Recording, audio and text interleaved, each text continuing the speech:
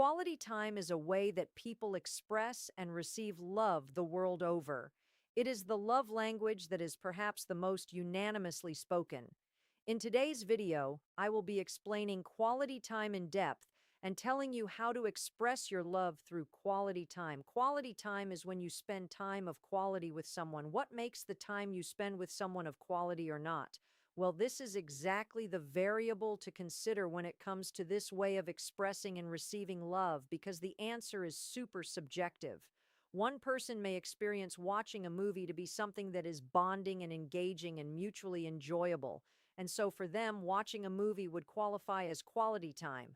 Another person may be experiencing a movie to be something that feels disconnecting, that lacks active interaction, maybe that feels unsatisfying, and so for them, watching a movie would not qualify as quality time. One person may experience playing a sport together to be support and trust enhancing, to be connecting and maybe stimulating, and therefore playing a sport would qualify as quality time. Another person may experience playing a sport to feel oppositional and competitive rather than bonding, and also empty of the deep communication about each other's thoughts and feelings, which is what they crave, and therefore playing a sport would not qualify as quality time. There is nothing more important to identify when it comes to expressing love through quality time than what makes time spent together of quality to the other person. With this in mind, here are some things to know about quality time as it applies to love. 1. What demonstrates love the most about quality time is that you made the deliberate decision to choose to spend your time, which is limited, by the way, with them. Quality time is not about hanging out and killing time. It is giving them a piece of your life that, by the way, you are never going to get back. This is a validation of a person's worth, importance, and also the positive place that they hold in your life. 2. For quality time to be an expression of love. Whatever you are doing during that time together must be something that enhances the relationship between you, something that deepens connection, fosters your bond, brings you closer together, and increases that relationship satisfaction. 3. Let's talk about proximity, because it's something that exists on a sliding scale for people when it comes to quality time. For some people, physical proximity is absolutely critical. It's a necessary component for time to be experienced as quality time. For other people, proximity isn't as important.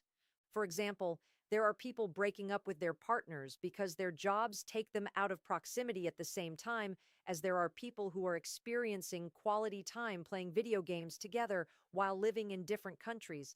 Don't try to get someone who needs your proximity in order to experience quality time to not need your proximity.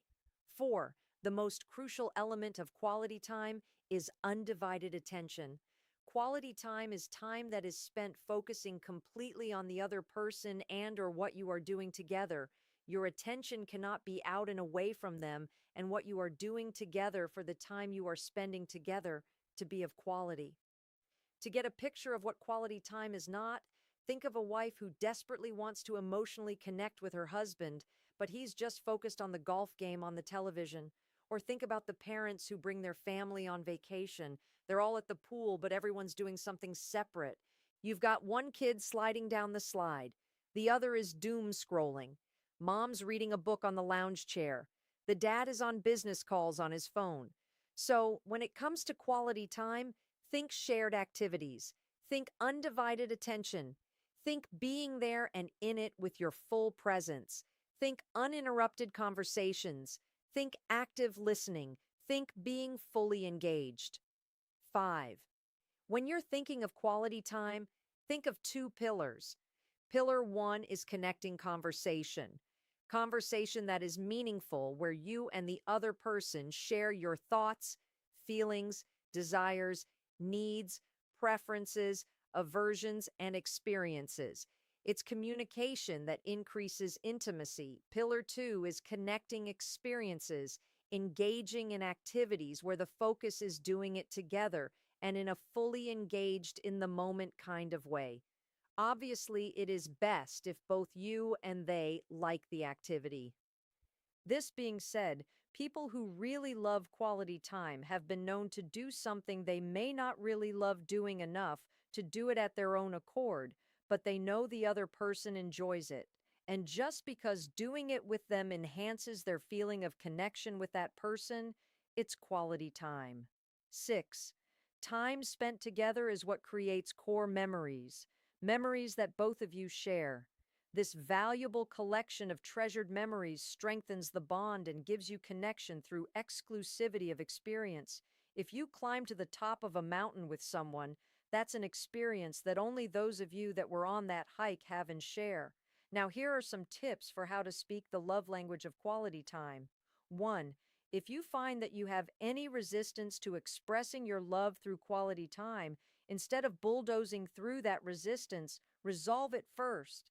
If there is some part of you that is in opposition to spending quality time with someone and you go ahead and just do it, the other person's going to feel it and it's going to backfire. Why is it going to backfire? Because it's going to send the exact opposite message from the one that you need to send with quality time. It'll be sending the message, really, I'd rather be doing something else with my time. Woo. Whatever the reason is that you may have resistance to spending quality time with the other person, you need to become aware of it and work through that to resolve it if you're going to actually be effective at expressing this love language. If you do show love through quality time, you must actually be in alignment with and integrity in doing so. It will only be effective if it's actually true that you want to be doing whatever it is that you're doing with someone. 2. Set predictable, uninterrupted connection time. This goes a long way when it comes to expressing love through quality time. For people who feel most love through quality time, inconsistent time feels like a recipe for instability and emotional starvation. They start to feel hungry and desperate for connection, which can lead to anxiety, desperate clinginess, resentment, and extreme pain. For example, distraction-free meals together. These are meals where no one is looking at their phones or is mentally zoning off somewhere, or intentional reconnection time, for example, 20 minutes when you both get home where you sit down and you talk to each other about how you're feeling, what you're thinking, what's happening for you, and recounting the experiences you had.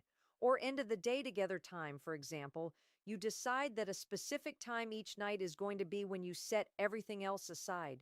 Everyone and everyone else stays outside the bedroom, maybe including mentally, and you come together to do a joint activity together like learn a language or predictable calls that you can make to somebody each week or reliable date nights. 3. Do shared relaxation experiences. These are activities that you can do together that are soothing and down-regulating, things like stargazing, doing a puzzle, maybe a picnic, watching a series together, reading together, experiences that incorporate physical affection or therapeutic touch, chore dates, taking a walk, couples meditations, building a pillow fort or cuddle time. 4. Do shared stimulating experiences. These are activities that are exciting and can be quite upregulating. Things like trying something totally new together, doing an activity that involves some kind of risk, exploring somewhere new, volunteering together, going out dancing, setting out to achieve an ambitious goal together, or learning something brand new. 5. Create together. Just like it sounds, these are activities where you create something together. It could be literally anything. Could be cooking together, building a business together, creating a mosaic or a painting, building something, planting and tending to a garden together, doing a DIY home improvement project together, or creating a photo album experience. 6. Have intentional conversations. There are so many different kinds of conversations that could be considered quality time. For example, you could get a list of questions that you both answer. You could have a specific subject conversation. You could interview the other person. You could have a conversation entirely centered around emotions. Don't fall into this logistics trap, though, that people love to fall into. This is a big problem for people who live together. They think that they are spending time together, but they're actually just discussing the budget, the kids, the grocery list. not conversations that are of quality. 7. Exercises in pure presence. This is a hard one for most people to wrap their head around. These are literally bonding non activities. What they share is intense levels of presence. Things like simply sitting with the other person and being totally present to them, feeling their energy, watching them, smelling them, noticing your impressions and the effects that their being is having on you. Eye gazing is another example of one such experience. Cuddling for some people can be a form of this. Okay? 8. Do dates and intentional one off experiences.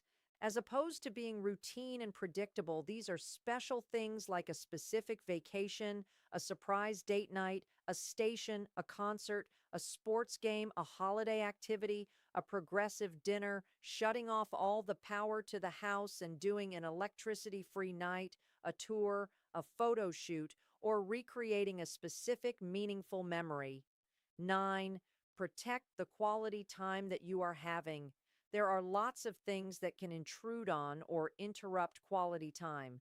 You need to guard against these. Treat the time that you spend together as a fixed commitment that is sacred. Not picking up the phone call, not getting distracted, setting boundaries like after this hour, we don't talk about work, having the kids watched by someone else, doing the chores in advance so you can give your full undivided attention, scheduling things, picking the right environment. If an emergency happens, immediately rescheduling and demonstrating that time with them matters to you and like you are losing something that you value and want to have and having to cancel. You get the picture. If you had a high stakes appointment that you needed to make it to, you wouldn't cancel it to finish watching a series you like. Treating the other person's time and presence with that same level of uncancelable respect is what gives the emotional experience that you are looking to give with quality time. You want to send the message, I want to be with you.